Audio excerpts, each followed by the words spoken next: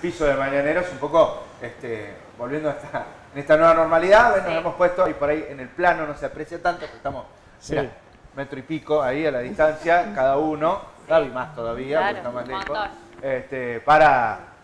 para poder un poco charlar acá cara a cara, que lo extrañábamos. Ale, sí, la verdad es que, bueno, yo también extrañaba el estudio y estar con ustedes, ¿no? Así personalmente, porque, digamos, se impactó mucho también sobre la parte social de la persona, de la humanidad.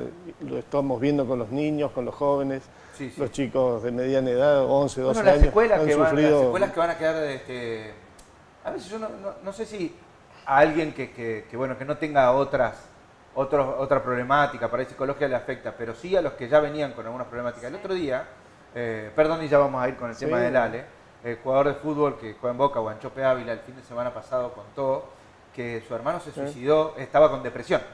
El hermano estaba con depresión, pero haber entrado en aislamiento con depresión le provocó el suicidio, ¿no? Entonces, bueno, son las cosas que lamentablemente los intangibles, porque nosotros contamos el número de enfermos, el número de muertos por coronavirus y demás, pero hay un montón de intangibles que realmente no los podemos ver y que atravesar esta pandemia a nivel psicológico, a nivel social, nos ha costado, económico, nos ha costado y nos va a costar muchísimo, ¿no? Va a costar y va a haber que reconstruir eso también. No solamente la salud física, sino la salud psíquica y lo que es el comportamiento social apropiado con los cuidados pertinentes. O sea, y que inclusive eso es algo para alertar un poquito ahora que justamente viene el fin de semana largo. Es como que he percibido que desde lo que pasó con el velatorio de Diego Maradona, a partir de ahí es como que hubo una noción de relajamiento. Claro, yo creo que en muchos casos fue bronca por decir, bueno, estamos cuidando, mirá lo que pasó. Yo en esto tengo una visión particular, yo creo que, a ver, para mí el gobierno se equivocó en el tiempo. Está bien que fue una decisión de la familia, ¿no? Pero deberían haber algo inesperado. Para que sea más horas, para que la gente pueda... Porque con lo que significaba Diego Maradona, la gente iba a ir igual. Si no lo organizaba el gobierno, lo organizaba Boca Juniors, si lo organizaba...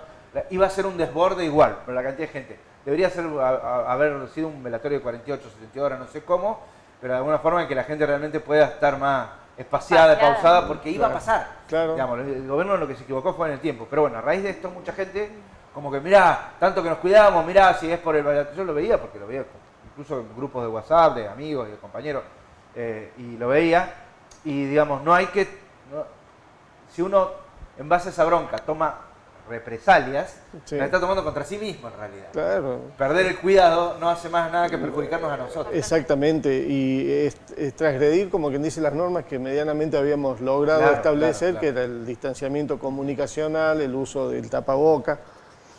O sea, son hasta ahora de lo que se conoce de la prevención de esta enfermedad es eso, que es la misma nivel de prevención que teníamos al principio de la pandemia. Bien. Cuando se establece la cuarentena, obviamente la cuarentena tiene los impactos que comentábamos recién, psicológico, social, el aislamiento, económico, pero el salir de eso no significa un desbande como un poquito estoy apreciando ahora, y sobre todo en nuestra querida ciudad que viene ahora el fin de semana largo, y que tuvimos ya un fin de semana largo hace poquito.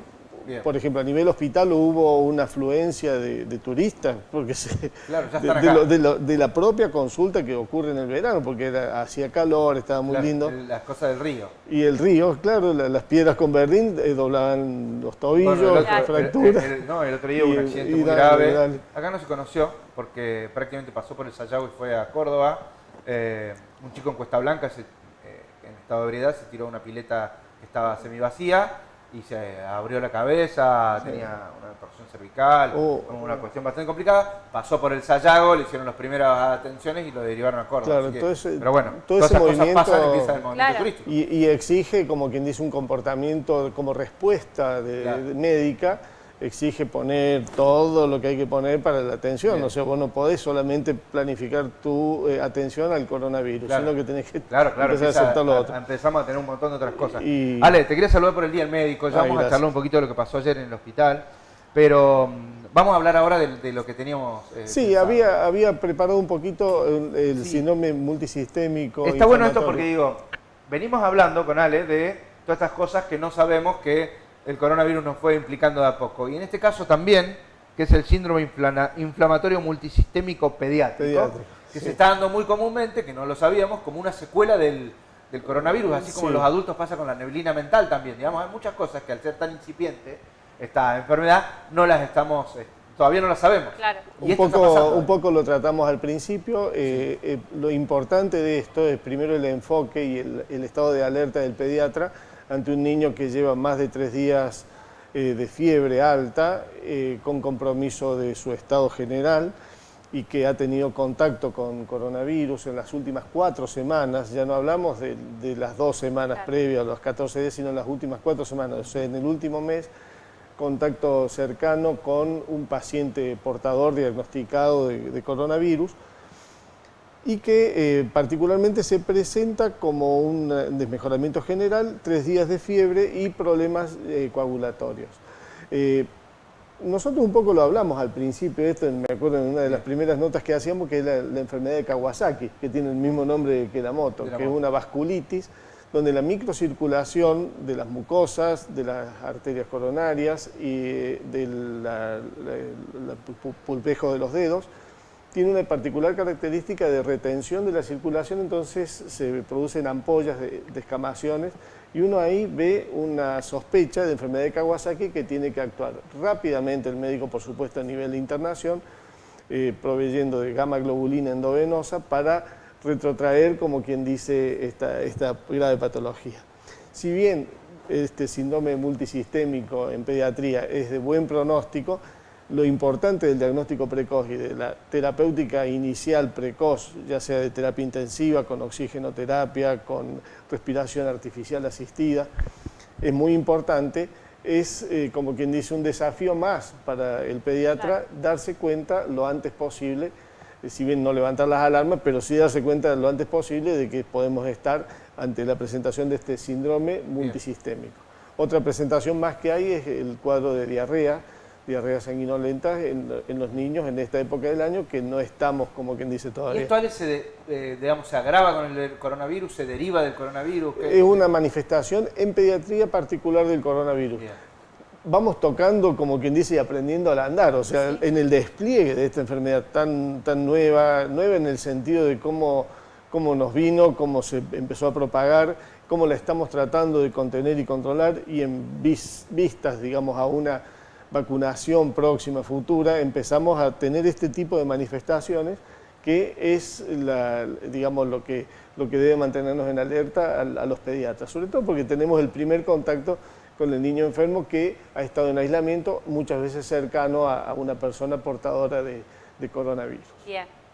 Ale, no, más allá de la manifestación de la diarrea sanguinolenta que también dijiste, las escamaciones en las extremidades y el cuadro de fiebre de 3 días. De 3 días, fiebre alta y desmejoramiento, o sea, no solamente fiebre, o sea, un niño falta de apetito, llanto, irritabilidad, depresión del sensorio, un niño obnubilado, así como entre dormido. Bien. Eso son cosas que al pediatra lo alerta. Por ejemplo, comparte, como quien dice, sintomatología con el cuadro de sepsis, o sea, una infección generalizada del niño, o con un cuadro de meningismo, parece una meningitis. Entonces, el pediatra es muy difícil que eso se le pase por alto en la revisación de una criatura. Realmente son las cosas para las cuales uno está preparado de detección. Es como, hablar de este tema es poner en alerta de que el coronavirus en pediatría se puede presentar. Antes lo decíamos, no, en los chicos no pasa nada, son 2 mocos y listo. Claro. Hay que estar atento. ¿Y la aplicación de gamma globulina es para todos los niños o hay algunos gamma niños globulina que son... endovenosa, ese es el tratamiento salvador realmente, y después estudiar por supuesto lo que es la coagulación de la sangre. La coagulación es un fenómeno de permanente desarrollo, o sea, la sangre nuestra en este momento está en un estado de precoagulación y de licuación. Es permanente eso, o sea, tenemos mecanismos coagulantes y mecanismos anticoagulantes en permanente equilibrio. Se desequilibra esto, hay gran consumo de plaquetas, eso es un dato del laboratorio muy importante, o sea, glóbulos altos, blancos altos y una disminución de las plaquetas en el primer análisis que vos le haces. Ahí puede estar engendrándose la trombosis que da lugar al agravamiento. Bien, bueno, hay que estar atento y inmediatamente, bueno, concurrir al médico, ¿no? Ante todas estas situaciones. Sí, no, esto es casi seguro para internación y para internación, digamos, con un paso muy probable a terapia intensiva, una unidad de cuidados intensivos pediátricos, que obviamente el sistema sanitario va a ir dando respuesta en cuanto avance la gravedad. Pero afortunadamente no es algo tan común, pero lo tenemos que hablar porque no se nos puede empezar a escapar. Claro, sin duda. Bueno, ayer, Ale, se dio el Día del Médico, justo, sí. Bueno, los médicos de toda la provincia y también aquí en el Hospital Sayago habían hecho un reclamo en su día, porque bueno, han pasado una situación durante todos estos meses realmente extrema, de exposición a una enfermedad a la que realmente no conocíamos, que se enfrentaron realmente en la primera trinchera, como se dijo muchas veces, y que esto necesita poner en valor la labor y la tarea de los médicos, y no solo en el aplauso de las 10 de la noche, sino también en lo que tiene que hacer el Estado en cuanto a la remuneración, al reconocimiento, a las posibilidades de que los médicos tengan mejores condiciones laborales, de los elementos de trabajo, digamos. Todo esto, que no es exclusivo del Hospital Sayago, sino, como lo acabo de decir, fue una protesta de toda la provincia, los médicos de toda la provincia. Yo estaba en contacto toda esta semana con el doctor Raúl Audenino, que es de la Asociación de Médicos Autoconvocados y del Colegio de Médicos también.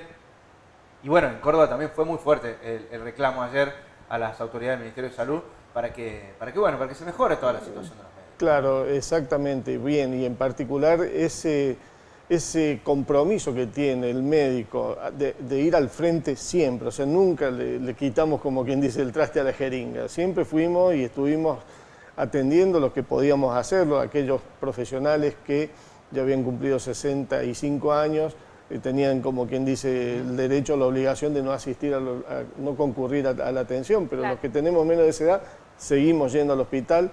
No hubo feriado, no hubo fin de semana largo que no hayamos ido a trabajar, que no hayamos abierto las puertas del hospital.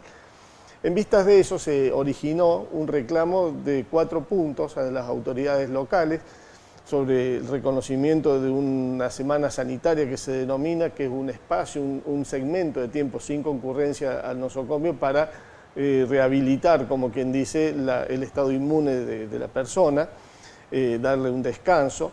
Después también habíamos reclamado acerca del reconocimiento de tarea crítica, porque obviamente uno no sabe el paciente que está entrando si tiene coronavirus o no, o sea, uno está definitivamente expuesto. Y quiero remarcar esto porque el fenómeno de, digamos, reentrada viral, lo que se llama carga viral, es lo que agrava al paciente. De hecho, ayer tuvimos el fallecimiento de Julio Portillo, un compañero de trabajo, que no estaba en la primera línea, él pertenecía y era jefe del servicio de hemoterapia, o sea, él entraba, concurría, hacía una transfusión y salía. No era un médico de consulta externa. Entonces, ¿qué pasa? Nosotros vimos como que el recontacto con ese virus, con el virus COVID, le quitó la vida. Entonces, ante eso, también considerarlo una tarea de riesgo, lo cual implica no solamente mejores condiciones de seguridad con respecto a la bioseguridad del lugar de trabajo, sino también un reconocimiento económico, porque se está poniendo mucho, exponiéndose la persona y su familia cuando uno vuelve a la casa. Después otro de los puntos más que había era considerar a los fines de semana largos y a los feriados como un plus de valor de la guardia y también el aumento general que no tuvo el ritmo de la inflación que sí. Claro, bueno, reclamo gremial y salarial, en este caso de los médicos, como ha sido en tantas otras áreas, en este caso agravado por lo que es la situación de que tuvieron que afrontar en estos meses. A modo de homenaje, Ale, al doctor Raúl Portillo, que bueno, falleció justo en el Día del Médico, en el día de ayer. Sí, fue muy triste porque estábamos en esa suerte de asamblea que se hace en el hospital reclamando y nos llega justo la noticia y estaba su familia. Realmente fue algo muy impactante, muy duro. Bueno, un homenaje. Y fue muy impactante. Nosotros vamos a mostrar ahora, Fede, si lo tenemos ahí en línea, lo que fue la despedida de sus compañeros en el Hospital Funes. Sí. Estas imágenes fueron muy duras, porque son todos sus compañeros que vieron cuando llegó la ambulancia para llevarse el cuerpo del doctor Portillo, y bueno, dejaron todas sus tareas y se fueron a brindarle este aplauso en esta despedida. Estamos viendo el inicio de lo que fue, bueno, la persona que filma ahí, que es una compañera también, quebrada en llanto también, ¿no? Porque fue acompañaron a la ambulancia, a Paso de Hombre, hasta la salida del Hospital Funes. Para quienes conocen, hay una rotonda, hay un camino bastante largo. Lo acompañaron allí hasta la salida, unos metros, para rendirle homenaje a quien, a otro médico más que termina falleciendo por esta pandemia, a causa de no abandonar su tarea, a causa de seguir trabajando, de seguir colaborando con la comunidad. Recién Ale acá en la charla previa nos decía, ella tenía más de 60 años, podría haber dicho soy persona de riesgo, no trabajar, trabajó igual, le puso el pecho a esta pandemia y bueno, lamentablemente sucedió esto. Sí, lamentablemente. Queríamos mostrar cómo fue el respeto y el homenaje de sus compañeros. Y muchas gracias por poder permitirme, digamos, decir esto y haber pasado estas imágenes, porque realmente es lo que va a quedar en nuestro recuerdo, la tarea y la presencia siempre del doctor Portillo y de todos los colegas que han fallecido y que, bueno, tuvimos 2 pérdidas de pediatras también en Carlos Paz, colegas, amigos. En lo personal, bueno, ya lo hemos charlado la otra vez, el doctor Jorge Rui y el doctor Jorge Vázquez Senta, ambos fallecieron por COVID, así que, bueno. Bien.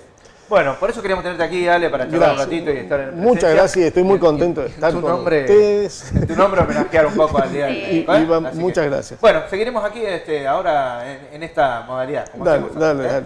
Gracias. Gracias, Ale. Bueno, Gaby. Nos vamos a una pausa cortita y en breve ya venimos con mucho más Mañaneros. Mañaneros llegó.